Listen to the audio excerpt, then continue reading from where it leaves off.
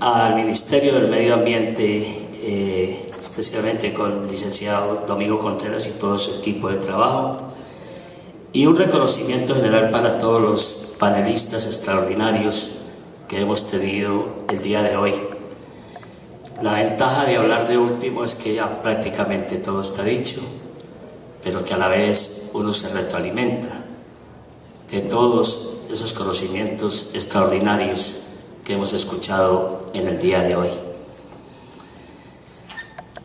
Lo que nos ha pasado en América Latina y lo que nos sigue pasando no es ajeno a ninguno de los países. Siempre hemos buscado recursos y siempre hemos tratado de mejorar nuestro país. Y nos hemos encontrado diferente a los dos antecesores o tal vez las dos primeras personas que intervinieron. En mi caso vengo haciendo el recorrido desde concejal municipal, diputado departamental, congresista de la República y volver al sector privado para ya ser un ciudadano de pie. De tal manera que Dios me ha dado la fortuna de recorrer ya todos los espacios para saber que definitivamente un país no se construye de ninguna manera sin la participación ciudadana. Es el elemento fundamental que tiene que estar. Un Estado, y he metido esta diapositiva como un preámbulo que yo lo denomino los olores de la ciudad, que tal vez muchos de ustedes se preguntarán, ¿y qué tiene que ver con el tema? Los olores de la ciudad son una carta de presentación internacional. Tuve la oportunidad de escuchar en la televisión de acá de este país que le están apostando a 10 millones de turistas, pero le están apostando, y con mucho agrado veo unos proyectos de ley que están encaminados realmente a que los turistas vengan, se amañen e inviten para que tengamos una industria floreciente. Por eso el tema de los olores, tal vez todos creemos que cuando llega un turista a un país se quiere llevar los mejores recuerdos de los monumentos, de las calles, de las historias. ¿Cómo se registran los olores? La televisión no lo registra, la radio no lo registra, pero eso se lo llevará siempre el olor de la persona con la que hablaste, del sitio que recorriste, tal vez del hotel en el que estuviste. Eso tiene que ver con una política de saneamiento básico y que tal vez la panelista anterior lo describió excelentemente bien. Voluntad política. Y cuando hablamos de voluntad política, no tiene que ver solamente con el actor mayor, que es el gobierno central. La voluntad política puede emanar del gobierno central, pero la tenemos que tener todos, desde el más importante gobernante hasta el último actor municipal que quiere su país, que quiere su territorio. De ahí entonces que nosotros rápidamente en estos temas que ya los han tocado y los han abordado, el ordenamiento territorial, tuve la gran satisfacción de tener la discusión y la aprobación de la Ley de Ordenamiento Territorial y Descentralización Administrativa. Así se llama el marco de nuestro país Colombia. ¿Qué queríamos hacer? Que todo lo que se hiciera en nuestro país tuviera un ordenamiento, pero no un ordenamiento centralista, porque es fácil desde las capitales enviar señales para que en las provincias y en los municipios se ejecute algún programa. Ese ordenamiento territorial tiene que nacer precisamente de este tipo de encuentros y más aún de las bases. Y ese ordenamiento territorial tiene que ir de la mano con un plan de desarrollo municipal, que indiscutiblemente es ese programa que los alcaldes y los gobernantes plantean a sus electores, hay que decirlo así, plantean a sus electores antes de ser elegidos. No nos puede dar vergüenza a los que gobiernan decir que un plan de desarrollo puede tener unas líneas gruesas de un gobierno y de un plan de ordenamiento territorial, pero que habrá unas líneas delgadas, que es lo que le ofrece aquel que está aspirando a un cargo al elector para que pueda ser elegido. Ese plan de desarrollo, que en nuestro caso lo hacemos por el periodo del gobernante, en este caso de 4 años, tiene que ir articulado con un plan de ordenamiento territorial hecho para la localidad. Vamos mirando entonces que hay una ley que estructura el ordenamiento territorial nacional, pero también hay un acuerdo, o como se llame en cada región, en cada municipalidad, que estructura el ordenamiento territorial local. Y tiene que tener recursos. Voluntad política sí, pero sin recursos no se puede hacer nada. Esos recursos, unos tienen que generarse indudablemente de los recursos que recoge el Estado, otros recursos que tienen que venir y provenir de los recursos que se recogen, perdónenme la redundancia, en la parte municipal o provincial, y un recurso sin el cual no se puede conseguir una prestación eficiente del servicio, que tiene que ser un sistema tarifario, justo, equilibrado y cruzado con subsidios que vienen del sector privado, del sector comercial y del sector industrial. Estos aspectos determinantes de un plan de ordenamiento territorial ya se he referido perfectamente a ellos. Un componente general, un componente urbano, un componente rural, pero aquí me quiero detener un momento, el componente ambiental. No se puede realizar ni hacer un plan de ordenamiento territorial que no vaya de la mano de un componente ambiental.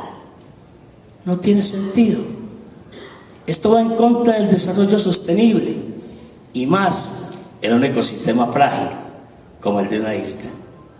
Cada paso que demos tiene que ir de la mano, y por eso en nuestro sistema, cuando lo discutimos y lo aprobamos, dijimos claramente: plan de ordenamiento territorial sí, con un componente ambiental.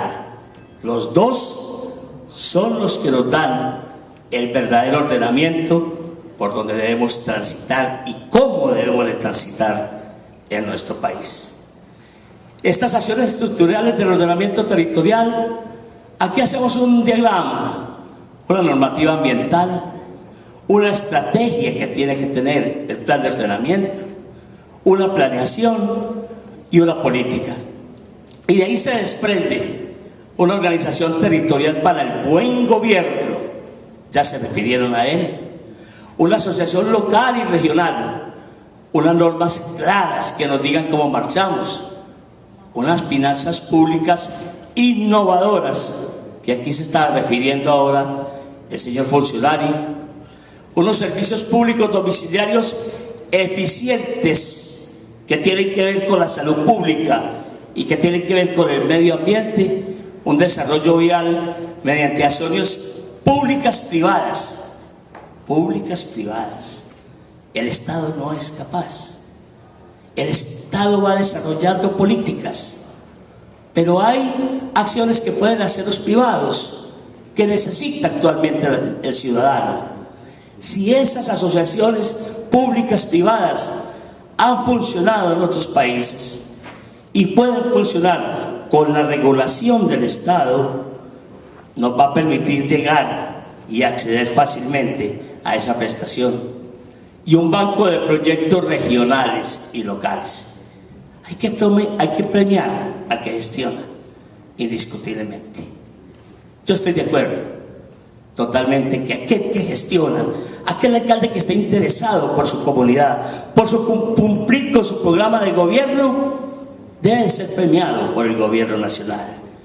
Y ese premio tiene que significar recursos para inversiones,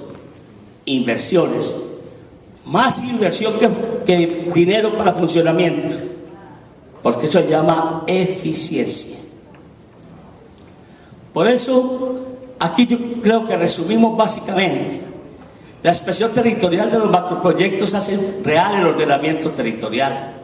Es claro, aquí vemos nosotros todo un bosquejo de lo que podía ser, y nosotros decimos, bueno, si esto lo estructuramos, pero ya hay unas reglas fijas, que no porque alguien quiera construir un centro comercial en un sector que tal vez ya tiene un desarrollo urbanístico, va a llegar a establecer el centro comercial. No, fue lo que quiso la ciudadanía, que ese centro comercial quedara ahí, que esa zona industrial o comercial se desarrollara en ese sector de la ciudad, o simplemente es un capricho del gobernante de turno. Es ahí el ordenamiento territorial que nos dice dónde se debe establecer. No tener un plan de ordenamiento territorial da un crecimiento espontáneo, unas actividades desvinculadas del medio. Hay un desequilibrio territorial, hay una ocupación desordenada, hay un comportamiento insostenible y hay una degradación ambiental. Hay una heterogeneidad propia del país, hay un centralismo económico y político que riñe con la descentralización administrativa, y ahora hay una desigualdad y exclusión social. Y yo creo que la palabra hoy tiene que ser inclusión social. Por eso tener un plan de ordenamiento territorial, miren todo lo que nos trae: una autonomía municipal para la planificación, un acceso a recursos adicionales de financiación, ejecución de proyectos de obras de infraestructura, acceso a la salud, a subsidios, para viviendas de interés social y prioritario, uso equitativo y racional del suelo. No se trata como quiera, quien quiera, el que tenga el poder, sino cómo debe ser. Preservación del patrimonio ecológico y cultural, una prevención de desastres, una ejecución de acciones urbanísticas eficientes, un reparto equitativo de cargas y beneficios, racionalización del uso del suelo, confianza entre el Estado y sociedad. Esa confianza se necesita para que crezca un país, y una buena prestación de servicios públicos, mejoramiento continuo de la calidad de vida. Esos son los beneficios que trae. Esta frase no es mía, es de los indígenas colombianos de la Sierra Nevada de Santa Marta. Dice: la Pachamama, o la tierra madre, está ordenada. Quienes no estamos ordenados somos sus pobladores. Si queremos ordenar nuestros países, hay que ordenar nuestros pensamientos. Simple, no es tan complejo. Está ordenado, nos toca ordenarlo nosotros. La descentralización administrativa es un país, es un sueño hecho realidad mediante actos de buen gobierno. ¿Es suficiente la voluntad? No es suficiente la voluntad, pero es el principio de un buen gobierno, es el inicio de querer un buen gobierno. Presentarle unas ideas a una población, a un pueblo, de cómo puede crecer, de cómo puede suplir las necesidades básicas insatisfechas. Ahí comienza. Por eso yo defino este código de buen gobierno con ética, con rendición de cuentas. Lo he visto aquí con mucha satisfacción en todos los medios de comunicación. Que se rinda cuentas el gobernante a quien lo eligió, si está cumpliendo o no está cumpliendo. Porque eso hace que se apropie el ciudadano del puente, de la vía, del acueducto, del alcantarillado, porque sus impuestos se están invirtiendo realmente en obras que él necesita. Esa rendición de cuentas no es saber solamente si hubo o no hay corrupción, es si los dineros se están invirtiendo en lo que nosotros necesitamos.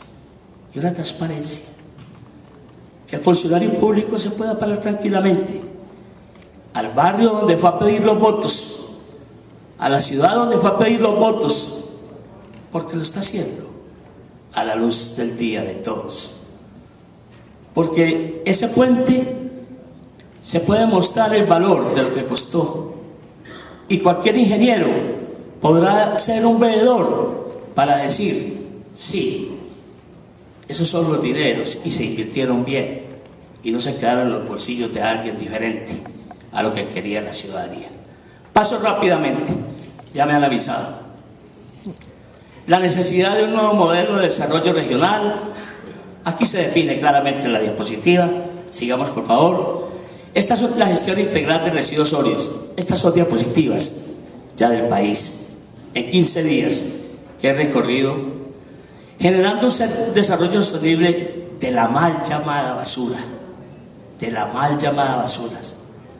Hoy en México, una de las 10 personas más ricas del mundo fue una persona que empezó como recicladora, o los que llaman aquí buzos.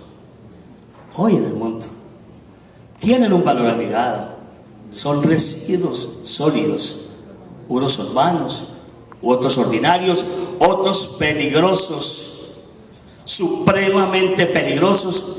¿Y qué manejo le estamos dando? ¿O acaso estamos tirando el dinero por un saco roto? Invertimos en el salud para curar una enfermedad que la estamos produciendo los vertederos, mal llamados vertederos, que son botaderos a cielo abierto. Tenemos que ser coherentes con la política. Esta es una política ambiental, pero también de salud pública. Aquí entonces entra el gobierno con la gestión integral de los residuos sólidos. Nosotros llamamos los PEGIRs, que son los planes de gestión integral de los residuos sólidos. Integral. No podemos hablar solamente del aseo domiciliario. No podemos hablar solamente de que producimos lo que llamamos basuras. ¿Cuántos saben dónde van a parar las basuras? ¿Qué se hacen con ellas? Producimos y producimos, o al contrario, una ama de casa hace su aseo bien hecho, la recoge con mucho cuidado en una bolsa e inclusive separa los orgánicos de los inorgánicos, y después va un carro no apto técnicamente, los lleva destapados y en el camino nos va contaminando toda la ciudad, dejando parte de los residuos y un líquido que es altamente contaminante, que viene de la descomposición de la materia orgánica, que se llama los lixiviados, y queda en el camino. Porque hay que invertir, y ahí hay que llamar a los inversores privados para que tengan un carro compactador. Vale el doble le cuesta a la municipalidad hoy llevar los residuos en un carro diferente a un compactador, porque hay volumen, no hay capacidad, tienen que hacer 3 viajes, mientras que en un compactador haría uno. Se estaría librando la inversión en un año, lo que sería con un carro que no está prestando un servicio adecuado. Un plan de gestión integral de residuos sólidos, esto es el PEGIR. Viene la pregunta, cuando ya ahora que se está discutiendo una ley, que quiero felicitar a los que están inmersos en ellas, al ministerio, es una ley excelente. Lo que nosotros nos demoramos 25 años construyendo, hoy lo veo plasmado en esa ley. Ese PEGIR será local o regional. Bueno, la organización política y estructural que tiene la nación lo tendrá que definir. Yo digo que cada alcalde en su periodo tiene instancias de desarrollo, y a medida que vamos haciendo y tomando todas estas medidas, como lo que se está discutiendo el día de hoy, va cambiando el país. Por eso esos planes de gestión tienen que ver con las industrias que se asienten, con la vocación que tiene el municipio, con el desarrollo vertiginoso que se dé y con una excelente prestación de servicios públicos. Yo como industrial no me establezco en un municipio donde no tengo buenos servicios públicos. Entonces, de tal manera que eso lo tendrá que definir la ley. Si serán alternativas, con esas alternativas técnicas, operativas y económicas, si serán locales o regionales. El tiempo de duración, el periodo, tal vez, que lo defina la ley. Este plan de gestión integral tiene que tener un componente definitivo de las 3 R's en los residuos. Esto, devuélvela por favor la diapositiva. Reducir, reutilizar y reciclar. Eso nos da la política de no basura. Y ese plan de gestión integral de residuos, una mala gestión de residuos sólidos, ¿qué problema genera? Aquí los vemos todos. Y aquí en un periódico virtual vemos a las autoridades hablando de un problema sanitario creado precisamente por el mal manejo de los residuos sólidos. Una mesa, un dinero que se tiene que invertir cuando manejando bien los residuos sólidos podríamos tenerlos solucionados. Para terminar, propuesta para un panorama actual del servicio de aseo. Estas diapositivas son del país. Creo que las imágenes lo dicen todo. ¿Será un vertedero o un botadero a cielo abierto? ¿Estaremos haciendo las cosas bien para el medio ambiente? Miren, los lixiviados que producen el 60% de la materia orgánica, para hablar de la caracterización de lo que tienen nuestros residuos, que casi todo en toda Latinoamérica son 50% orgánicos y 50% inorgánicos. El orgánico tiene un 62-65% de líquidos que son lixiviados, altamente tóxicos, contaminan todas las fuentes hídricas de nuestro país, aún las subterráneas. Para darles un ejemplo, un par de botas de cauchos metido en un balde con lleno de lixiviados podría desintegrarse en 3 días. ¿De qué magnitud será la contaminación de los lixiviados?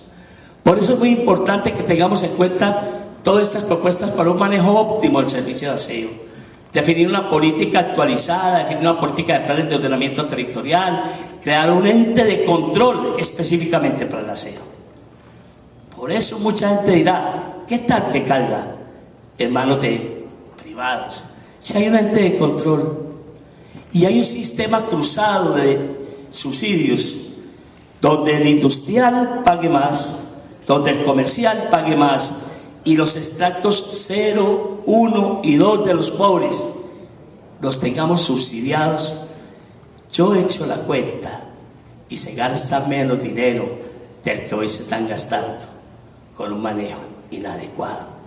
Aquí están todos y seguramente lo vamos a hablar en la mesa temática. En nuestra experiencia, esto es lo que hemos conseguido.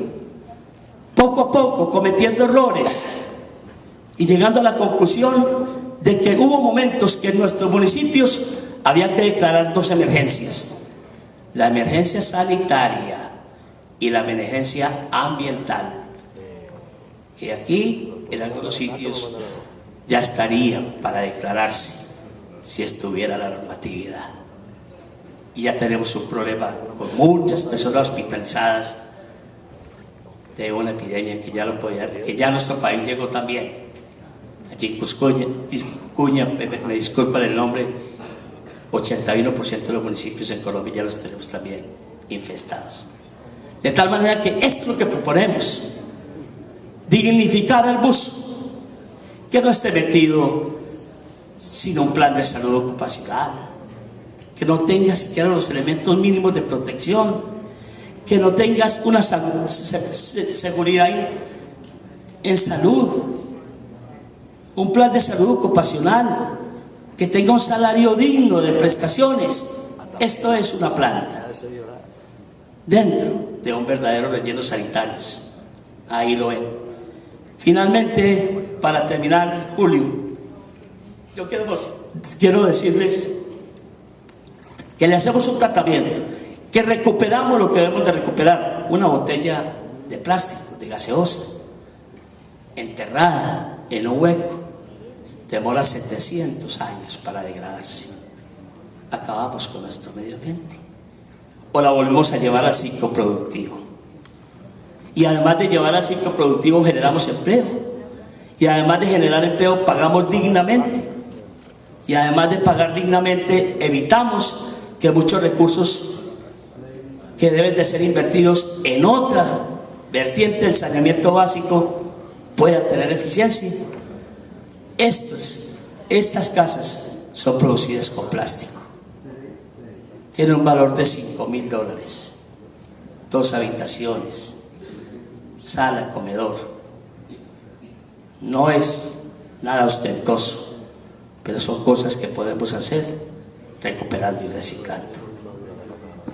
Para terminar, y muchas gracias por la materia orgánica, la convertimos en abono orgánico. La podemos hacer, es fácil. No tenemos que usar nada diferente a hacer un compostaje, que es el tratamiento aeróbico o anaeróbico de la descomposición de la materia orgánica. Y en nuestros ecosistemas tropicales se está perdiendo la materia orgánica y la tenemos que recuperar.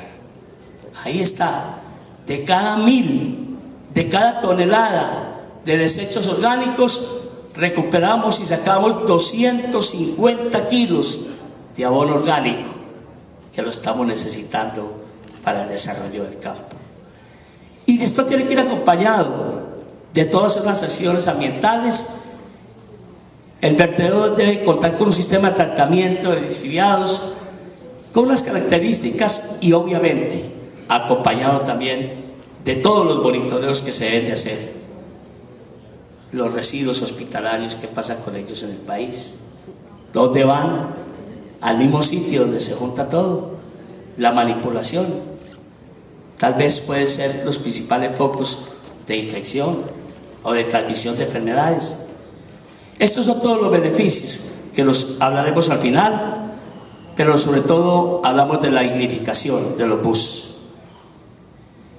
Los beneficios ambientales, ya les he hablado. Hoy por primera vez el convenio de Kioto ha reconocido que los rellenos sanitarios tienen un efecto nocivo en todo lo que está sucediendo, y nos reconocen, escuchen bien, en un manejo de relleno sanitario óptimo. Los bonos de carbono y de metano los podemos vender, los puede vender el país como un recurso adicional que necesita para desarrollar este sector tan importante. La conclusión: es importante construir una política tarifaria de aseo. Ya termino. El barrido, la recolección, el transporte, la poda, la valorización y el tratamiento de la disposición final. Se deben implementar los planes de gestión y adicionalmente no debemos olvidar el manejo especial de los residuos, que son los residuos peligrosos. Ya lo he dicho, digámoslo concretamente, este problema ambiental de los residuos sólidos se convirtió en un asunto de vida. Vemos pasar el carro de los residuos sólidos y no nos importa si le cayó una bolsa o no. No nos importa cómo lo sacamos. No nos importa mezclar los orgánicos con los inorgánicos. No sabemos que hay rellenos reactivos y no reactivos. El reactivo, donde mezclamos todo, el orgánico y el inorgánico, y el no reactivo, donde no solamente reciclamos, sino que volvemos a llevar a la vida útil todo, para que tengamos un reciclaje, un ambiente sano, una salud del país y sobre todo el equilibrio de que las cosas se pueden hacer cuando hay voluntad política. Muchísimas gracias y disculpen.